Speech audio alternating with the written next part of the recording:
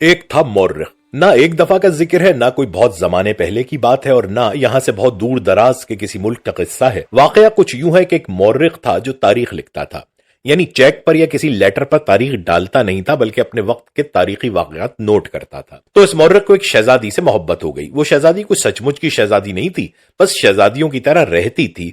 اس کا باپ ایک اعلیٰ سرکاری افسر تھا، وہ بھی کوئی بادشاہ نہیں تھا، لیکن بادشاہوں کی طرح زندگی بسر کرتا تھا۔ ایسے کئی بادشاہ وہاں تھے۔ اصل میں سلطنت کے اصلی بادشاہ تو بہت جلد تبدیل ہوتے رہتے تھے، اس لیے اصل بادشاہی ایسے ہی افسران کی افسر شاہی تھی۔ دیکھا جائے تو یہ پوری سلطنت ہی عدل کے توازن پر قائم تھی۔ غریب آدمی کو تعلیم سے دور رکھا جاتا تھا تاکہ وہ پڑھ لکھ کے بگڑ نہ جائے۔ یہ اقدام اچھی رعایا پیدا کرنے اور قائم رکھنے کے لیے ضروری تھا۔ اسی طرح غریبوں کے لیے علاج معالجے کا بھی کوئی خاص انتظام نہ تھا۔ وہ بیچارے جان لیوا وباؤں کے علاوہ بھی معمولی اور قابل علاج امراض میں مبتلا ہو کر اپنی جان دے دیتے۔ غربت کے خاتمے کے لیے ان کا خاتمہ ضروری جو تھا تو سلطنت کی شرح خواندگی نہ ہونے کے برابر تھی، لیکن سب خوش تھے کہ اس کے بدلے شرح پیدائش عالمی معیار کا مقابلہ کر رہی تھی۔ سلطنت کی سب سے اچھی بات یہ تھی کہ وہاں کوئی مجرم نہ تھا، کیونکہ سارے مجرم قانون نافذ کرنے والے اداروں میں بھرتی کر دیے گئے تھے۔ کوئی بھی قانون کے خلاف نہیں تھا، کیونکہ قانون خود سب کے خلاف تھا۔ بادشاہوں کو قانون سے بالا نہیں سمجھا جاتا تھا، کیونکہ ان کے لیے کوئی قانون تھا ہی نہیں۔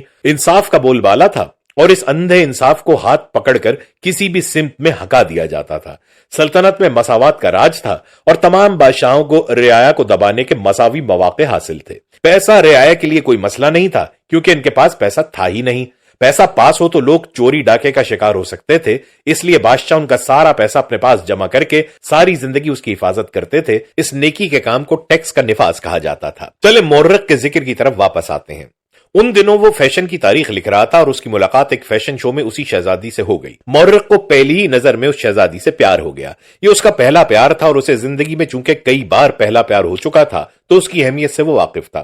پہلی نظر کا پیار اس کی عادت بھی بن گیا تھا۔ اپنی وجاہت اور گفتگو سے وہ شہزادی کو متاثر کرنے میں کامیاب ہو گیا، اور اس شاہی فیشن پریڈ کے دن سے ہی دونوں ملاقاتیں کرنے لگے۔ مورخ چونکہ ایک فری لانس مورخ تھا تو اسے مختلف بادشاہوں نے تاریخ لکھنے پر ملازم رکھا ہوا تھا۔ اس کے باوجود اس کی ساری آمدنی شہزادی کو تحفے تحائف دینے اور کھانے کھلانے پر خرچ ہونے لگی۔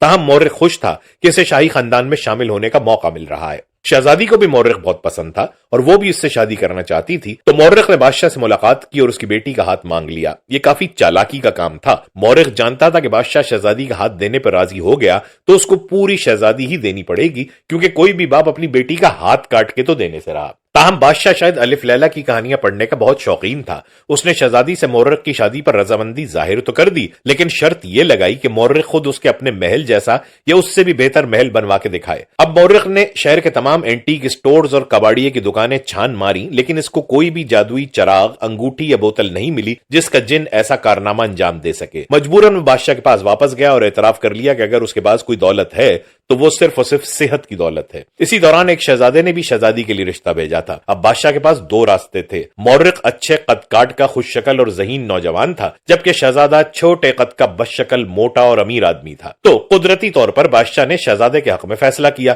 مورخ کو اس فیصلے کا علم ہوا تو اس نے بہت شور مچایا، بہت احتجاج کیا، لیکن اس کو محل سے باہر پھینک دیا گیا۔ اس نے شہزادی سے رابطے کی کوشش کی، لیکن بادشاہ نے شہزادی کو محل میں نظر بند کر دیا تھا۔ اب مورخ کے پاس اس کے سوا کوئی راستہ نہ تھا کہ اپنے پیشہ ورانہ حربے آزمائے۔ اس نے بادشاہ کی تاریخ مسخ کرنے کا فیصلہ کیا اور اس کے خلاف لکھنا اور بولنا شروع کر دیا۔ اس قسم کی اسکینڈل بازی بادشاہ کی شہرت کے لیے خطرناک تھی، لہٰذا اس نے مورخ کو عدالت میں گھسیٹنے کا انتظام کیا۔ جیسا کہ پہلے بتایا گیا، عدالتی نظام بہت متوازن تھا۔ بہت سے لوگ گھناؤنے جرم کر کے رہا ہو جاتے اور باقی ان گناہوں میں اندر ہو جاتے جو انہوں نے کیے ہی نہیں تھے۔ اس مقدمے کی بھی منصفانہ سنوائی ہوئی اور ترازو کے دونوں پلڑے منصفانہ طور پر بادشاہ کے حق میں جھک گئے۔ مورخ کو ایسے بہت سے جرائم کے لیے سزاوار قرار دیا گیا جن کا اس کو پتہ بھی نہ تھا۔ وہ ہسٹری رائٹر سے ہسٹری شیٹر بن گیا اور اس کو عمر بھر کے لیے قید خانے میں ڈال دیا گیا۔ یہ رومانوی داستان یہاں ختم نہیں ہوتی۔ قید خانے میں مورخ کی زندگی عذاب بنا دی گئی، لیکن وہ پھر بھی شہزادی کو خط لکھتا رہا اور قید خانے کے محافظوں کو رشوت دے کے بھجواتا رہا۔ شہزادی نے شروع میں کچھ خطوط کا جواب دیا اور پھر اس کے خط آنے بند ہو گئے۔